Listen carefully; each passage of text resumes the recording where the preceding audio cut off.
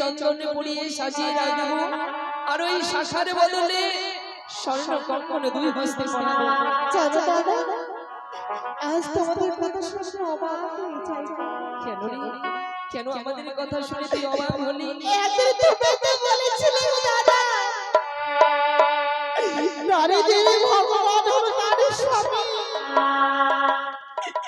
আজ স্বামীর বদলে তুমি আমার স্বর্ণপুত্র দেবে। আরে হ্যাঁ, ও কথা তুমি জানো আমি আজ এমন হতে পারি না, তার খেলে জার্মানির স্বামী সঙ্গে লাগতে পারিনি গো। আজ সে সবকে ভুলে যাচ্ছে তোমরা। ও দাদা আর কে দে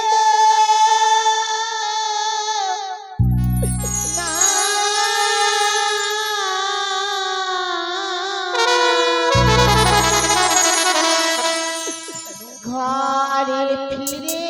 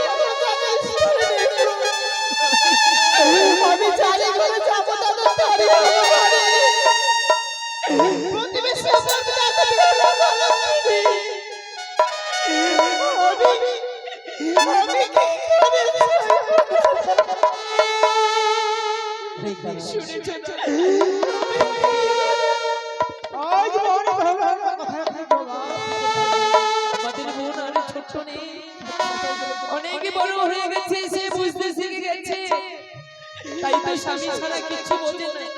স্বামীকে নিয়ে সাগর তুলে ভাসতে ভাসতে যাবে ওই দেবতা নগরে। জানিস বোন, তুই এক মানব, তুই মানবিনী হয়ে তুই মৃত্যুপতি প্রাণ ফিরিয়ে দিতে পারবি? তুই কি সত্যি একমাত্র সতীরাই পারে পতির প্রাণ ফিরিয়ে দিতে? তুই মিছি মিছি ওই মৃত্যুপতির জন্য তোর প্রাণটাকে বিসর্জন দিস না এই গঙ্গার জলে। আরে বোন, যদি স্বামীকে যদি না ফিরে পেলে আমার জীবনে কি হবে দাদা? আমি আশা রেখেছি আমি নিশ্চয়ই আমার স্বামীকে আশা। দাদা, মানুষের জীবনে এই আশাই বড়, আশাই সবাই বেঁচে থাকে। তাই আমাদের মন আশা করে ভেসে যাচ্ছে তাদের প্রতি প্রাণে ফিরে পাবে বলে। তারা চাচা আমি তো তোমাদের ছোট্ট বোন, তোমরা তো আমার গুরুজন।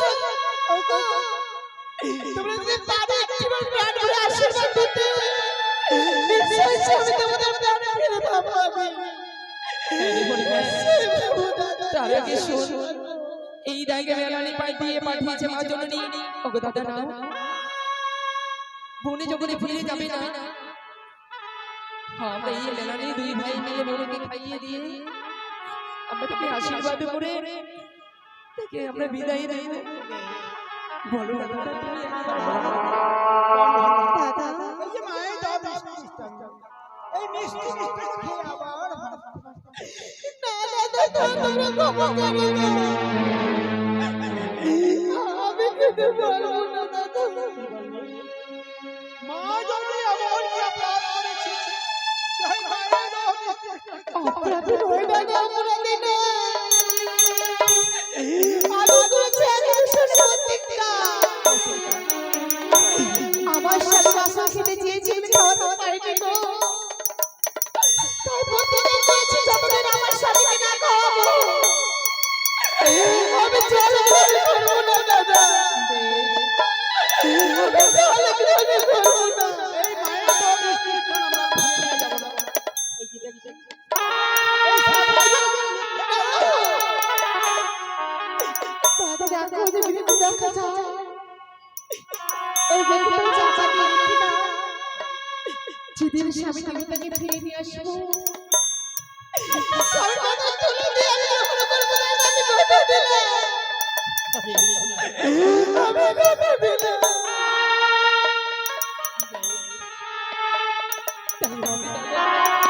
এই মিষ্টি মিষ্টি আমরা দেখছেন যে প্রজারা বড় বড় আমার কাছে আমি প্রাণ ভরে আশীর্বাদ করব। এই বড় বড় আমার বড় দাদার আশীর্বাদ। हे कृष्ण करुणा सिंधु दीनबंधु जगन्नाथ गौर विश्व विक्रम राधा सक्षम सक्षम जगत তুমি দেখো ঠাকুর কি এই পানি হলো বড় আশারি সাগর জল ঝাঁকে সারি পার পার ফিরে পাই বল সে খাইয়ে শান্তি প্রাণ ফিরে পাবি এই প্রাণ ফিরে পাওয়ার পরে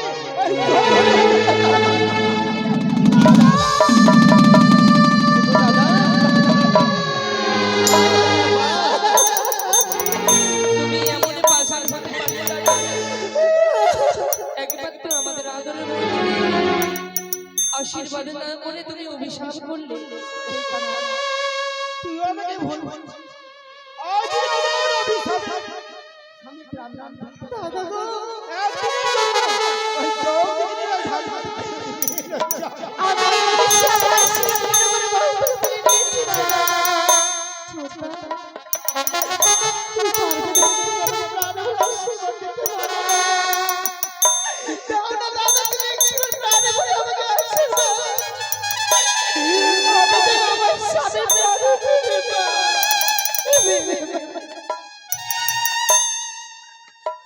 আমি প্রাণে ভরে দু হস্ত বাড়িয়ে আমি আশীর্বাদ করবো রে বলে। যেমন করে বাসুর ঘরে তোর গতিকে ওই হারিয়েছি, ফিরে পাবি বলে আশায় চলেছিস কতদিন ভেলায় সংসার ভাসতে ভাসতে যাবি ওই দেবতা নগরে।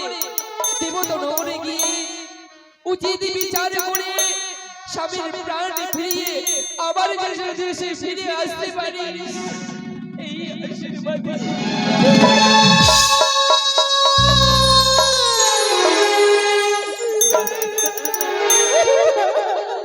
একেবারে বল আসি। আমি আসি দাদা, আমি আসি।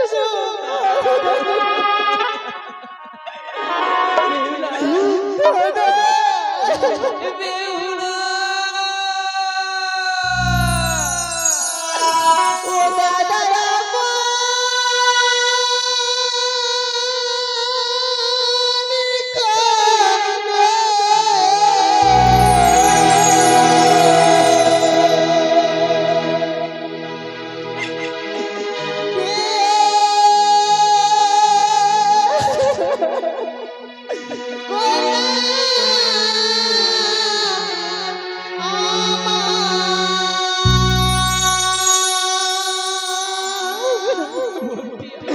তোমারই চোখে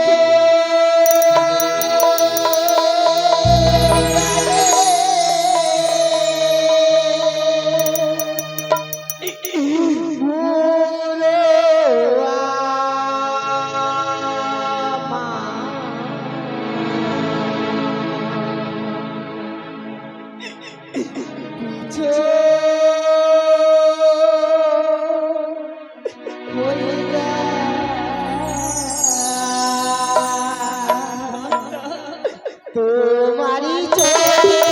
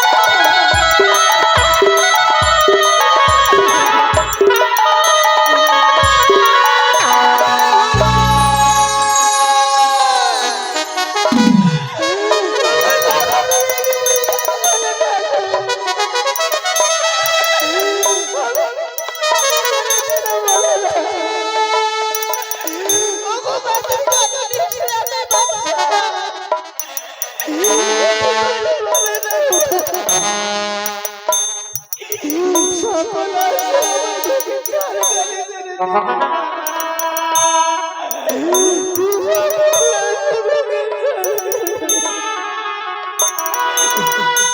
আমার জীবন স্বামী শেষ হয়ে গেল কালী বৈশাখী ঝড়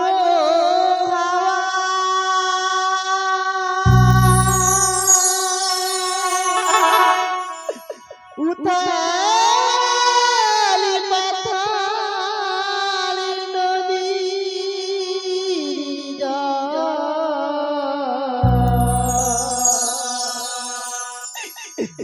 বুঝি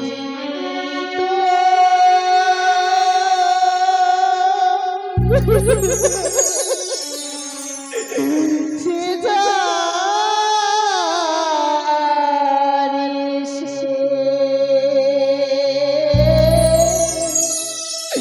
ভাঙবি আমার সুখে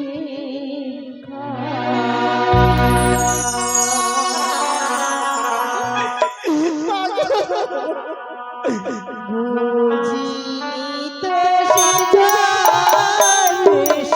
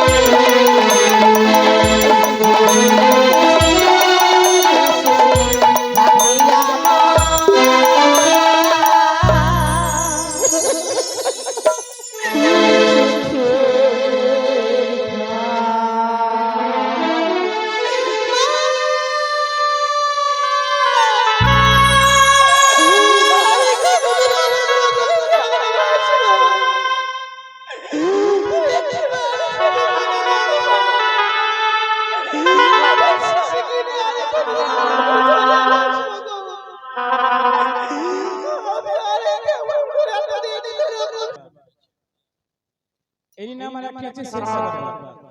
এই যে শেষ কাকা ছিলেন তিনি কে ছিলেন? দেবী পদ্মাবতী। তিনি তার ভক্তকে পরীক্ষা করবার জন্য তিনি আজকে কাকের রূপ ধারণ করে গেছিলেন।